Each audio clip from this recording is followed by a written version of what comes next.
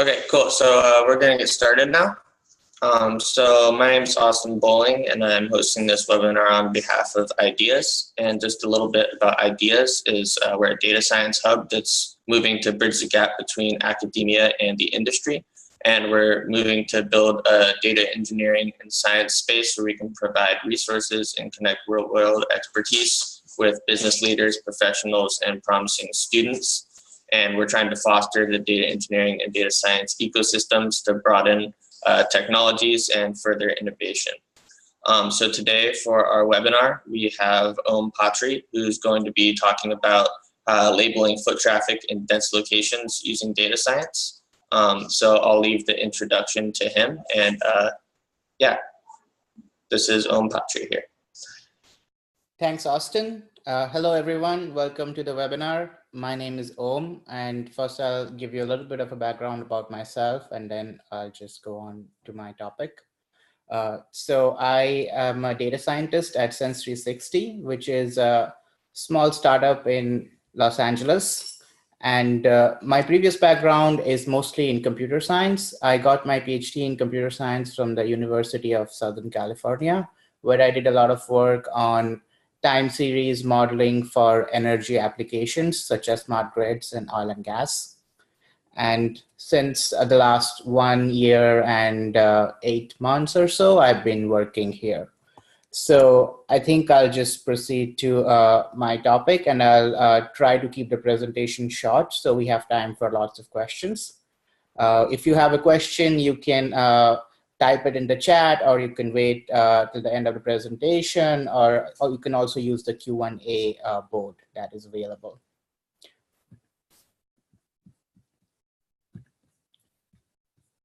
Okay, so the slides for this presentation are going to be available on SlideShare. I have already posted them there, and Austin will have a link available to everyone.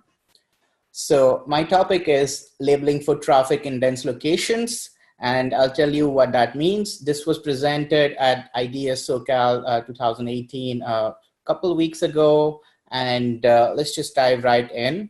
So first of all, I want to tell you a little bit about the place I work, Sense 360, how we collect data, and how that leads to the background of the problem that I'm trying to solve here and the topic of my talk.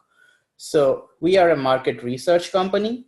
We collect location and sensor data in an anonymized format from over 2 million mobile devices across the United States. We do not collect personally identifiable information, and we do not serve advertisements. This information is used for marketing insights, as well as any other custom requirements from our customers. Our customers are usually restaurant, grocery, or retail brands. So for example, Chipotle, which is a publicly known customer, let's say if they wanted to know deep insights about their own consumers as well as their competitors, for instance, how many people drive more than 5 miles to Chipotle when there is a competitor, let's say a Taco Bell, within 100 meters of their home or work, or just within that Chipotle's radius, we could tell them information like that. Or even some other kinds of analysis, like if they run a limited time offer, did that lead to an increase in new customers or existing customers, or what happened there? So these are some of the deep marketing insights that we would give our partners. And we collect our data from a network of over 100 different mobile apps through various partnerships. And we typically enable core functionality in the apps to be able to collect our data. Our customers can use this data for marketing insights, for competitive intelligence, as well as for analysis of promotions or limited term offers. And these are some of our customers. Going forward, we also have the capability to send surveys to a portion of our user panel.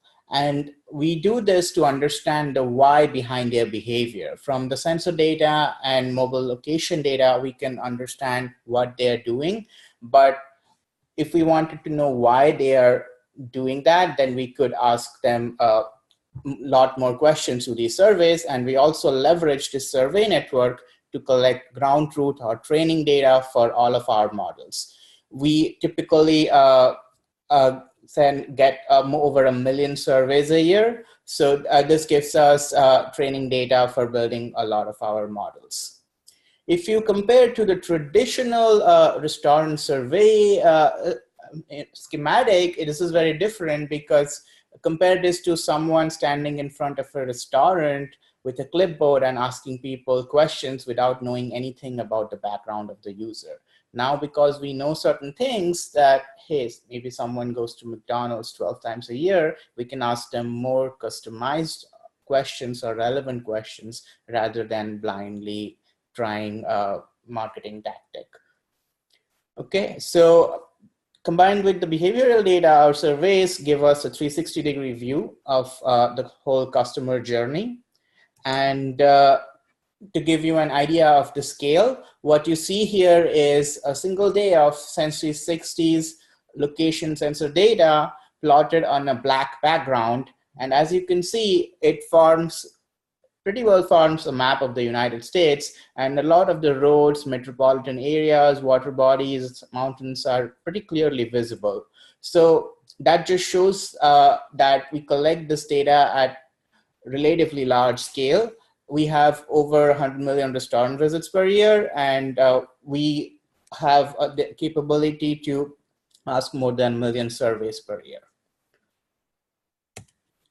Moving forward, what do I exactly do at Sensory60? So the mobile sensor and location data, this is typically from mobile SDK or other mobile integrations. And our phones nowadays have a lot of sensors. Some of them are shown on this figure on the left. You can see there's an ambient light sensor, there's a Bluetooth sensor, there's an accelerometer, GPS location sensors, Wi-Fi sensors, barometer, pressure sensors. And my job is to combine all of this raw sensor data, and we get between 1 to 2 terabytes of raw sensor data every day. My job is to use a bunch of machine learning models to essentially transform this data and model this data to derive the correct context for a certain user's visit at a certain point in time. So if we notice that, hey, we had this location visit from a certain user, was this visit going to, was the user in the restaurant? Was the user just walking by or driving by? Or was the user at their home in an apartment? Was the user in a residential area? Were they in a gym? Were they in a retail shop? And then we use this information, roll it up, and we only provide aggregate insights to our customers and partners. And they can use it for marketing. They can use it for consumer insights, various other purposes as well. So that's what I do. And that leads to a good setting for describing this problem in more detail. And the problem that we're going to talk about is the problem of foot traffic modeling to dense locations. By dense locations, I mean locations which have a high density of stores, such as shopping malls or urban areas or high-rise buildings, lots of stores, lots of businesses just within a close geographical proximity. And that is very difficult. We'll soon talk about why. Foot traffic is the measurement of people traveling to businesses in this context, in my context. So here, typically when I am making models for foot traffic estimation, I am using a lot of location-based features, as you can imagine. So where is this business located? Where was the user located? For instance, what is the distance between them? What is the distance from the user to this type of business? What is the distance from the user to that type of business? And I just use a lot of location and distance-based features. However, with shopping malls and other high-density locations, this becomes very difficult because typically you will just have like a single location or latitude, longitude value for all of the stores within a certain mall. Many times they will also share the exact same address. And so POI data providers, geocoders, a lot of these will just typically provide you the exact same lat-long value, which makes it extremely difficult for a machine learning model to go and find out, hey, how can we differentiate between the different stores in a certain shopping mall, let's say, which were visited. And that is the problem here. And we could call this mall modeling. We could call this something else, but the essence of the problem is classifying user visits to store dense locations. Now, the term that I will use going forward in this presentation is cluster. When I say cluster here, a cluster is a dense location or a shopping mall or an urban area or a high-rise building, essentially anything where there are lots of businesses, stores within a very small geographical proximity, essentially sharing the same lat long. And the cluster could just, have two businesses, like a gas station and a McDonald's, for example. It could have 5 businesses, maybe, like a strip mall, like a 7-Eleven, and then there's a haircut place, and then there's a small stationery store, something like that, and an ice cream store. It could have a larger store like a Walmart, and then a couple of other smaller stores inside the Walmart, like a haircut place and maybe a doctor's office and maybe a flower shop. It could have maybe 75 different businesses within just a mall. For example, something like a large mall like Glendale Galleria in Los Angeles, for example, would be an example of that, where there are literally 100 different stores. And all of these have to be considered here in the same framework, or are being considered in the same framework, and the same model is being used to run over them. And I will talk about that model next. So what is the exact problem? We are given context data, as in sensor and location data about a user, where the user, say, visited a certain cluster or mall. Cluster is the term I'll use going forward. Now, the desired output is which one of the multiple businesses in this cluster did the user go to? And how do we, when we build this model, we are building a supervised machine learning data science model here. So we need labels and ground truth data. And these labels we obtain are from our survey network or from surveys. So as of right now, we have millions of these. And we are going to use these to train the models. So this is typically surveys when users are answering, hey, where did you go on Saturday at some certain point in time? Through various app integrations, we can get that information for users who consent to give us that information. And the scale is that this thing has to be run daily, and it is run daily in a batch manner, like there is a daily run, and all of the visits for all of the users that we have, all the sensor data, batched up together, and it's just run at that time. And it's typically about a few million daily mall visits that need to be labeled. So this was the problem that we have, essentially framed in a data science context. And let's go forward and see what was done here. So the first approach that I can come up with, first of all, I have to define this in a little more precise or mathematical manner. So, and the way I defined it is, for each point of interest or business, or so-called POI in the cluster, I'm going to estimate the probability that the user visited it. And this way, the probabilities across all of the POIs in a cluster will sum up to 1, whether the cluster has 2 POIs or 200 POIs. So I'm now reducing my problem to estimating essentially this probability for each user within the cluster. What is the probability to each POI? Now, the first brute force approach we could take is to just assign all of these stores the same probability. So essentially just pick one randomly. If you have 5 stores, each will be picked with 20% chance. If you have 10 stores, each will be picked with 10% chance. And so if you have n average POIs per cluster, this would only get, say, 100 over n% accuracy. The second approach is a little bit more advanced, but still pretty naive. What it's saying is that we assign likelihood of being picked in direct proportion to visitation level, which is essentially domain knowledge about how frequently people visit certain places. So these places within a mall have different categories. Now, if there is a burger place in a mall and a plumber's office in a mall, people are visiting the burger place more.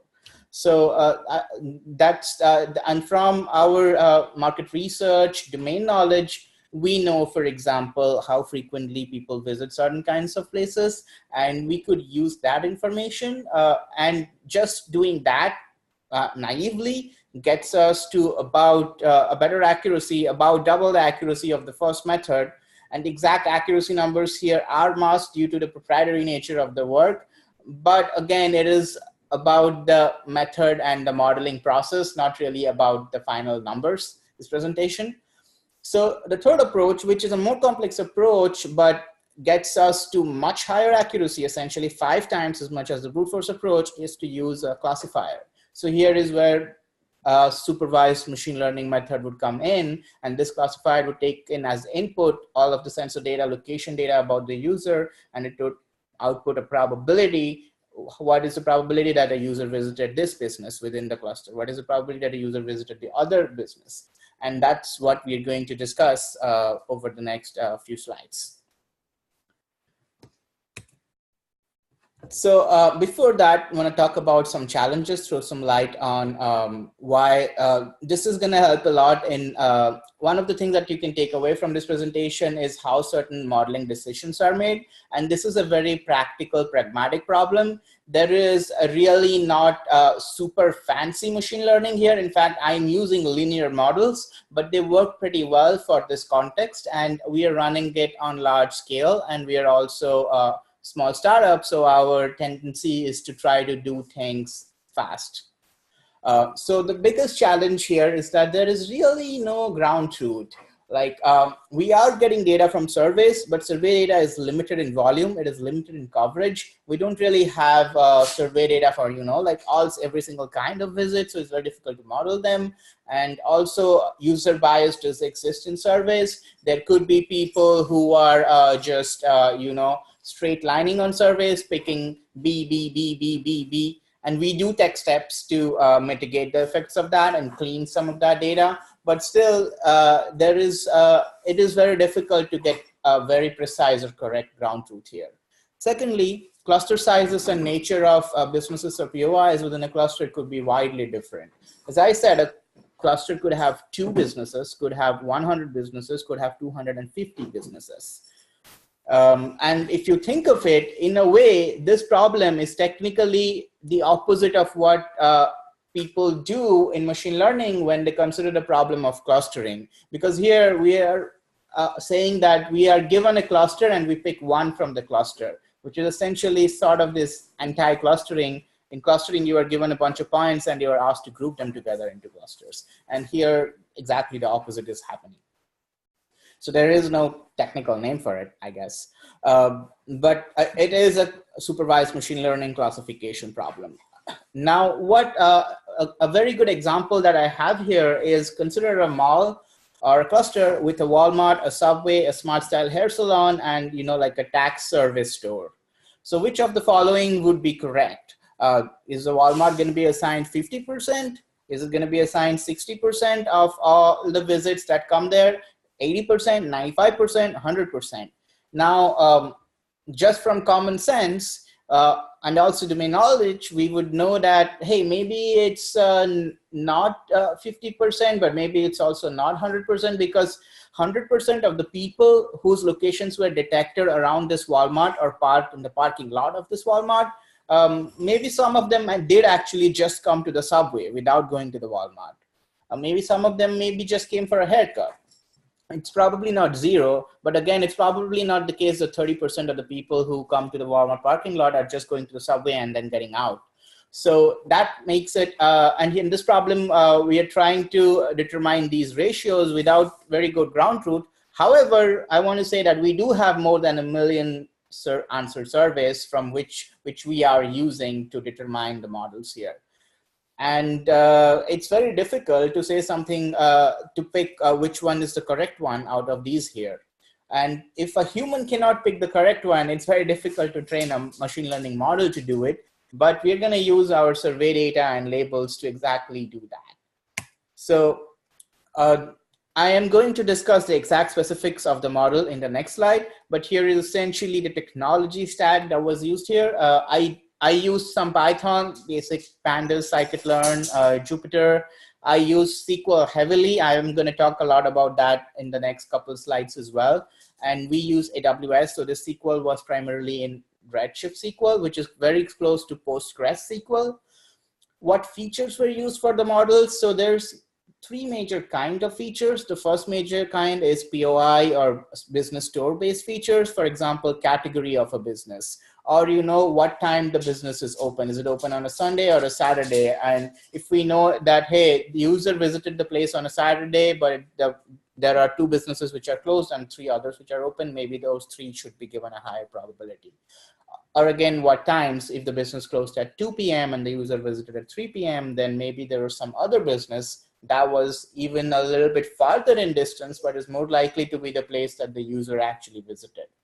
The second category of features is cluster features, which these are common across all of the businesses in a single cluster. For example, what is the size of the cluster? Is it a 2 business cluster or is it a 100 business cluster? How many of these businesses within a cluster are chain or branded stores, like a McDonald's or a Gap, versus just a mom and pop store, which it does not belong to a branded chain? The third category is visit features, which is just dependent on the core sensor and location data from the visit itself. So what is the duration of the visit? Is this a 10-minute visit? Is this a 2-hour visit? Is this on a Saturday or is this on a Wednesday? Is this at 2 p.m. or 2 a.m.? Features like that. The model I used exactly is a linear stochastic gradient descent, but I used a log loss. I'm going to talk about all of that in the next slide. So it becomes a linear logistic regression model with regularization. I'm going to talk about that in the next slide also. The evaluation methodology here is not very complex. We compared against our user surveys and computed, accuracy, precision, recall. We also did use some human or basically domain expertise evaluation for this problem because of the complicated nature of the problem. So model building details, and here I'm going to throw some light on a lot of modeling decisions, why this model was chosen and why it was done this way and why I felt there are obviously alternatives. So feel free to ask me further questions later on based on any clarifications you need, but these are the details. So for pre-processing, the continuous features were z-normalized, and categorical features were one hard encoded. Z-normalization means they were reduced to have a mean of 0 and a standard deviation of 1. This is pretty commonly done. The scale of this is just that there were a few hundred features, and one hard encoding does increase your feature space quite a bit too.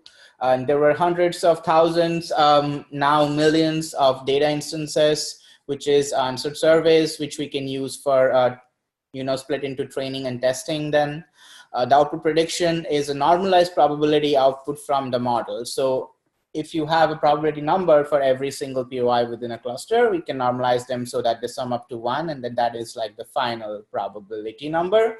And the way something is chosen out of that, like the Walmart example, if we had a Walmart at a 95%, Subway at 3%, haircut places 2%, then 95% of the time we would choose the Walmart. It is not the case that we would just pick the top one. We would choose randomly, but with a in a weighted manner that the weight is equal to the probability that is assigned by the model to a certain business or POI. The model I used exactly is a regularized logistic regression model with SGD. So this is a SGD classifier from scikit-learn. The stochastic gradient descent classifier is a very general classifier, which actually is the reason I used it instead of using a pure logistic regression classifier. And it also enables regularization, which is another reason I used it. So it was easy to experiment with a lot of different classifiers just using this one uniform framework. And it also provides what is called mini batch training, which is great for larger scale. When you want to essentially do gradient descent, but not use all of the data, randomly pick a certain sample, which are called a mini batch. And it is pretty good for that. If you have never played with it, it's a pretty straightforward, simple classifier, and I would encourage you to use it. As I said, the stochastic gradient descent learning allows scale, regularization, and a general framework. It has a loss parameter. If you set that loss to log loss, it is logistic regression, which is what we set. And why did we use logistic regression here? One of the primary motivations is that we want to have a probabilistic output. We don't want a 0-1 output because we want to assign a probability to each of the POIs. And the second motivation is that I wanted to do regularization, and the logistic regression allowed me to do that as very easily, in contrast to say something like a gradient boosted tree, which is also pretty commonly used by me for many other machine learning tasks. The great thing about the STD here is it was easy to experiment with a lot of other stuff. So if you set the loss instead of a log loss to a hinge loss, that is a support vector machine. It is a linear SVM, which is a totally different classifier.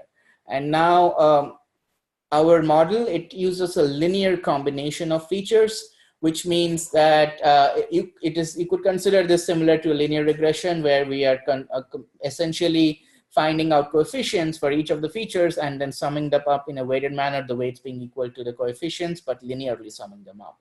I did also experiment with polynomial features, but they blew up the scale to be very high, and I did not, at least in empirical evaluation, I did not notice any significant accuracy improvements, so the trade-off was not worth it. And something like this is also typically seen when you are trying to do things faster, or essentially are an early startup. And it's just the way the simpler model works better for us in terms of computation time, in terms of how much it costs to run the model, in terms of how much accuracy we receive. Regularization part here is very important too, and it is actually really cool. It's one of the direct applications that I have seen in a real industrial problem of something that is not discussed very much, but is very important. So what is regularization? It is a penalty added to the loss function. Here our loss function is the log loss function, and the penalty here, it typically what is done in regularization, it's usually a L1 regularization, which is also called lasso, or a L2, which is similar to a Euclidean measure.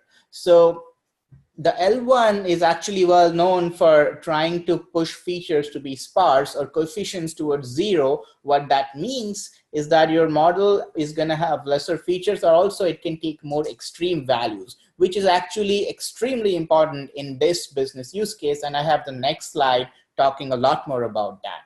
In the end, I ended up using a mix of the L1, L2, which is also called elastic net regularization. And the portion of L2 was higher than L1 in this mixture. So here's an example which shows the effect of regularization, as well as why it is important in this business problem. This also motivates a little bit why I used the logistic regression model with regularization instead of, say, a lot of other possible models, like especially tree-based models or ensemble models. So the first example we have here is that there is a Walmart, the tax service place, the subway, and the smart style. The Walmart is being assigned 55%. Now, if we were just doing a 0-1 classifier, if we're just picking the winner, the Walmart would be the winner every time, and that's fine. But it's essentially, we don't want to pick the Walmart 100% of the time, and 55 does not seem to be very reflective of what we have. And how do we know this? We know this from first domain knowledge, common sense. Secondly, from the 1 million surveys that we have from people. The second one, the Walmart is assigned 98%, but the tax place is assigned 0% and the haircut place is assigned 0%. So if you can tell, the first one is pure L2 regularization. The second one is pure L1 regularization. And the L1 pushes values to be more extreme because it pushes coefficients to be 0. It encourages sparser features. And this is something that can happen, which is why a combination of the two, where we had the Walmart at 91% and the subway at 5%, the haircut place at 3%, and the tax service place at 1%, was chosen as the final model, which is essentially the elastic net regularization. Another cool thing to note here is that the tax service place, for instance, would typically have, the tax service place would typically have like a temporal dependency. For example, if it is March or April, people are filing their taxes, and you would want to see a lot more traffic out there, but otherwise there really is not that much of traffic there. So for example, not too many people are going to the tax place in November. And we really have not taken that into account here. Here's some results from the final model. So I've already talked about the first one. The second one, there are only two POIs in the cluster, a gas station and a McDonald's, which are assigned essentially 55-45% probability, which is also consistent with domain knowledge. The third one has a lot more POIs, but even here you can see that, you know, like the bagel place and the gym or the Pure Barre fitness place get more like a higher chance or probability than say the bank or like the waxing place. So which is also consistent with our expectations. So the last part of this that I want to talk about is how I productionize this with SQL and why I did that. So typically I would productionize a lot of our models in machine learning essentially with Spark and Python, PySpark, and that would work well. So why the SQL here? So one of the reasons is actually just cost, because typically as a small startup, we pay a flat fee for all the SQL queries we run. But if we productionize something with Spark on AWS, we have to fire up a cluster every day, and it adds up, and we don't need to do that. But more importantly, SQL provided us a great, quick development framework. It was really quick to develop this in SQL. I essentially trained the SGD model in scikit-learn with Python, and then I hard-coded the coefficients in SQL to compute the features, and this runs on millions of visits every single day. And this is only possible also because it was a simple linear model. It's just a simple linear combination of the features.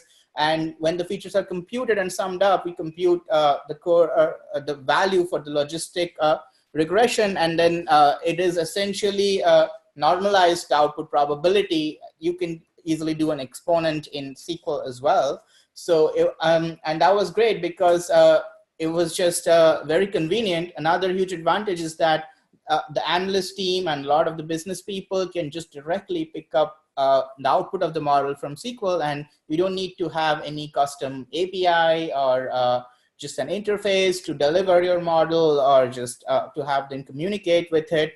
So for our process, which was a batch run daily for millions of visits in a day, which did not have very strong, like millisecond latency requirements, and it just worked very, very well. And honestly, SQL is extremely underutilized right now in data science and machine learning. And that's why I come up with this hashtag SQL for ML. And a lot of things, especially simpler models like these, it just makes perfect sense to do this in SQL. So I have my prediction job, which creates the features, linearly combines them, and uses the learn model to make predictions. All of it is in SQL. So this is the part that runs every day. However, I must say that testing SQL is complicated, especially if your model itself is complicated. And if you're doing something very complex, it might not be the best idea. So some major takeaways from this. First of all, a lot of location-based services use sensor data, and when they're classifying data, there needs to be an inherent differentiation between how malls or store dense locations are treated and how general business stores or POIs are treated. Essentially, a standalone store is not the same as a store in a mall. And there are business impacts of this. For example, usually McDonald's are standalone stores from our business, which is primarily customers in the restaurant industry. However, Subways are typically almost always inside a mall or a cluster. They don't usually have standalone stores. So if we did not do this differentiation, we would report inaccurate metrics on the Subways, which would mess up a lot of other things, because we would lose those visits if we just say, hey, it's to a mall, and we forget it. So this process was done to essentially unfurl, it's to a mall, what happens after that? Where in the mall is it? Secondly, linear model works here. They are very good to scale, and they are very simple to implement. Essentially, I was able to implement this in SQL, and they have great accuracy for our purpose. So linear model gradient boosted trees are used a lot. I guess deep learning is typically great for images or text data or sequential data, but we don't have any of that here. This is numeric data. And also, we don't want to essentially spend a lot of time. This entire project was done within a month by just one person. So it was very important to move fast as well as get decent accuracy quickly. And SQL is very underutilized for data science models in production. As I said, I was able to do a significant part of that in SQL, and it was relatively easy. In the future, we would like to explore some polynomial features, essentially duration multiplied by category. What that means is people visit different categories of POIs for different durations. We could take that into account. We could also incorporate polygon or geographical data into this. Sorry, my dog is going a little bit crazy. So more geographies or polygon data could also be incorporated into this. And that's also something we look forward to doing in the future. And if we have a more complex model, or if the linear model is just not feasible, then in the future, we'll just move this over to Spark as well. But for right now, it works great in SQL. And it's very interpretable for other people to just pick it up. And the model that is used is also not black box as much. It's relatively easy to understand, which is great. I think that's my presentation. Please connect with me on LinkedIn and Twitter. You can find me under my name, Om Patri. And since 360 is hiring across all teams, data engineering, mobile, and products. So if you are looking for a job in the Los Angeles area, please hit me up and mention this webinar. And our website is sense360.com. Thank you so much. I will take questions now.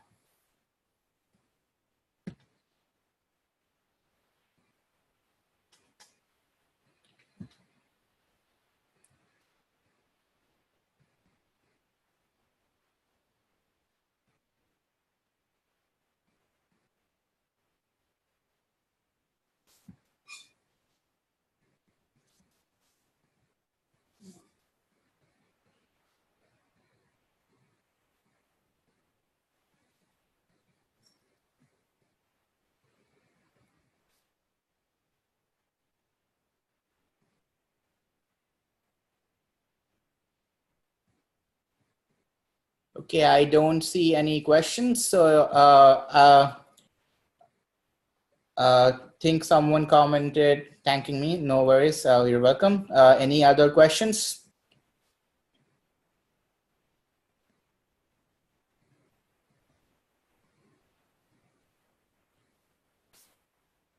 Hey, Patrick.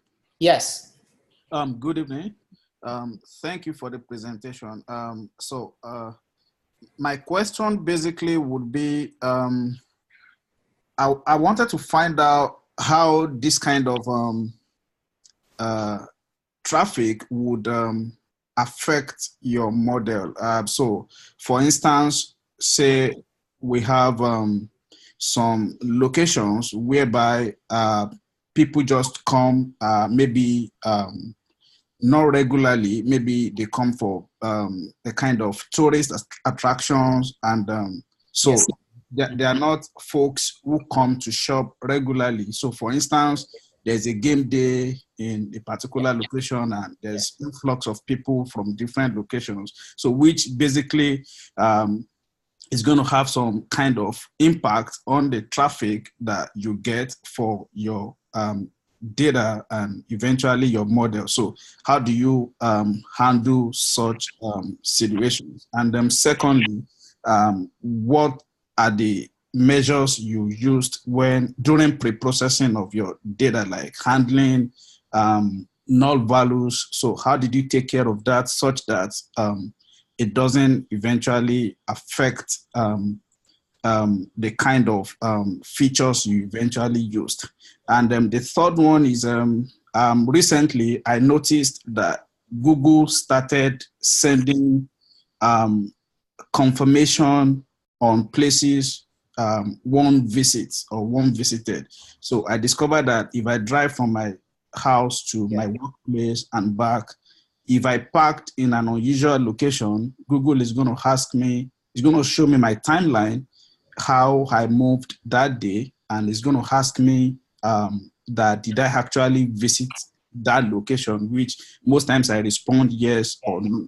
So what I want to say is, how probably do you intend to incorporate, because getting data and getting accurate data is very, very important so that we don't kind of build models that work greatly, but eventually doesn't add value to the business.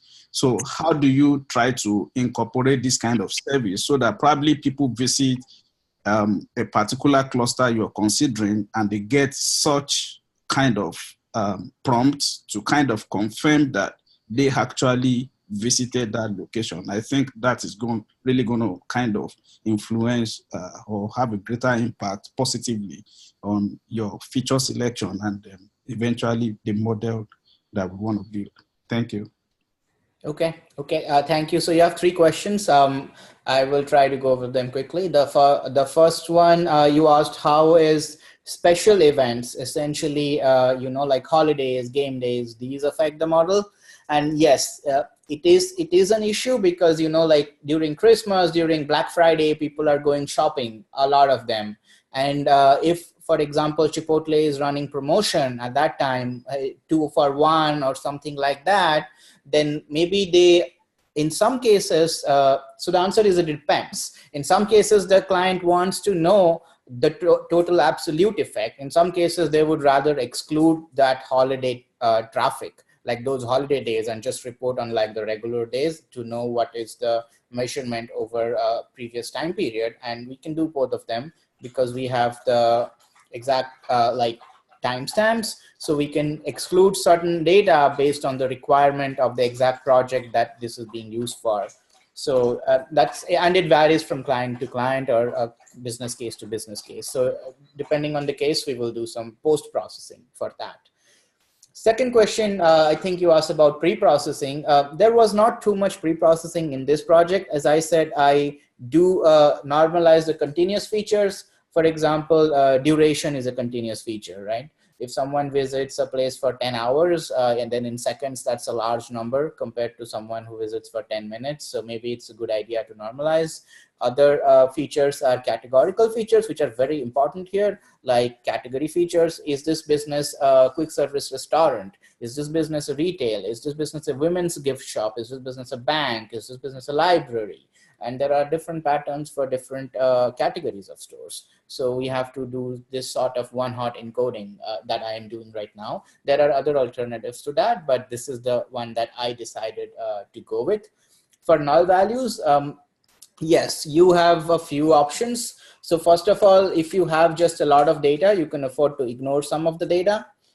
And if it's not good enough as per your standards, or you can just interpolate a median value or mean value from the rest of the data. You can also do like a segmented mean or median, like you group the data into many segments and null values in some segment get the median of that segment if you have a good segments in your data. I think that's in general about it for the pre-processing. There is not that much of, it was not too complex. The third question you're asking actually did not understand clearly, but yes, in the future we are trying to do more real-time surveys. It just depends on like a lot of other factors and integrations with apps. Right now, our users typically get the survey after a few hours of actually visiting the place, and we are trying to reduce that time so it's fresh in their memory and they can give us better information. Also for our models, it's better information. So that's it. Does that answer all of your questions, Busayo? Yes. Okay, thank you. I have another question from Ajinkya.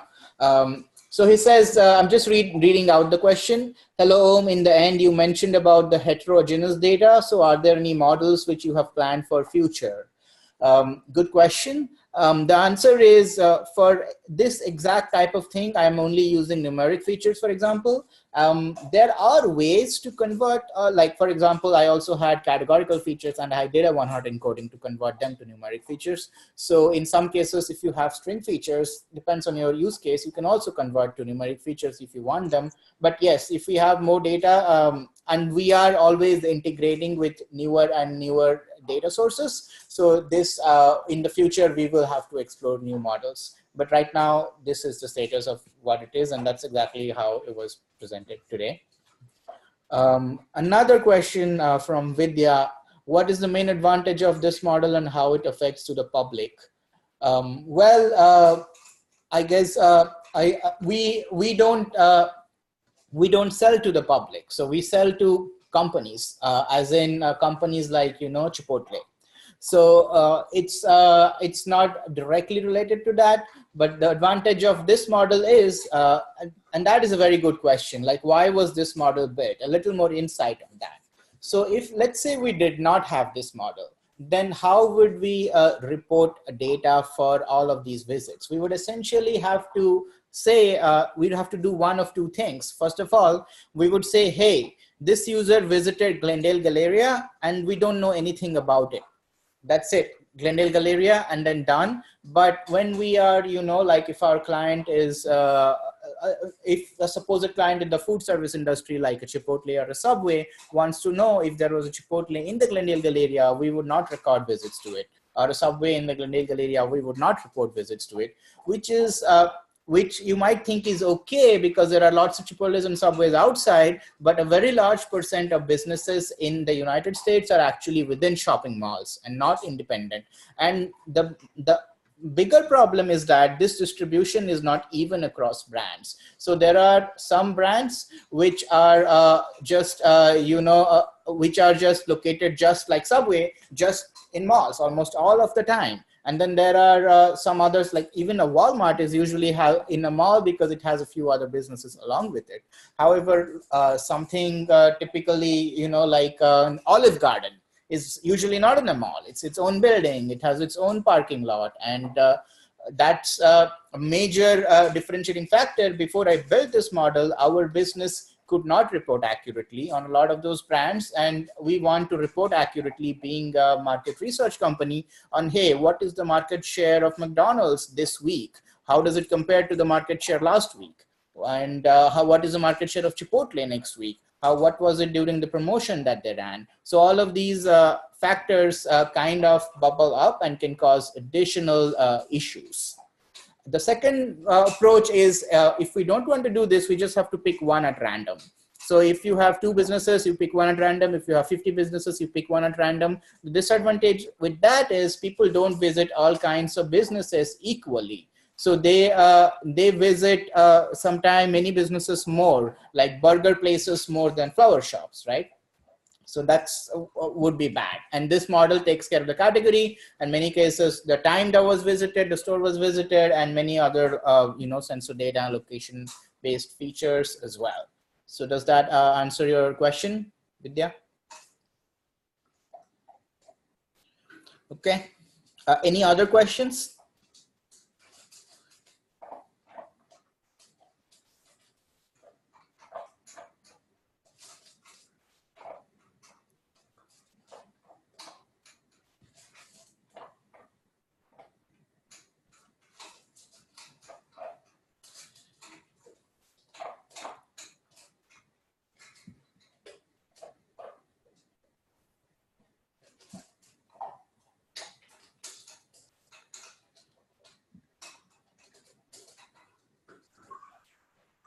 Any other questions?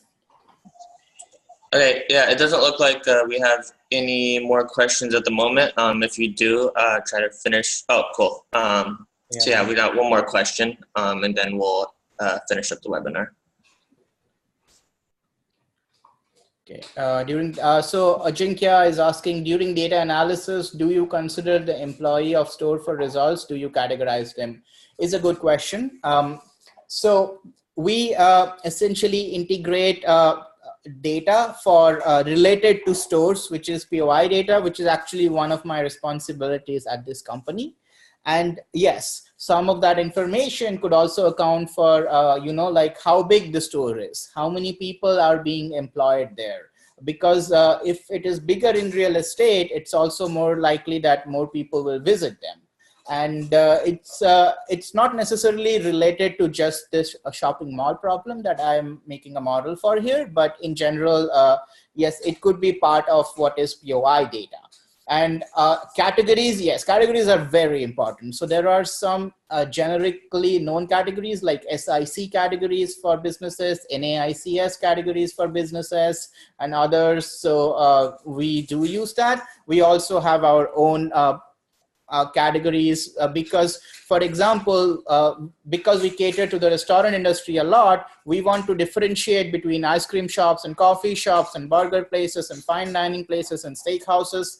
However, we don't want to differentiate so much between, the 5 different types of banks. So we have less categories there. So we have our own categories for our own business cases.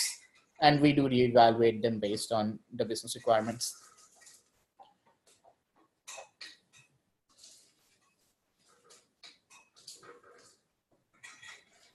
All right, cool. So thank you everyone for tuning in to the webinar, and thank you Om for giving a presentation.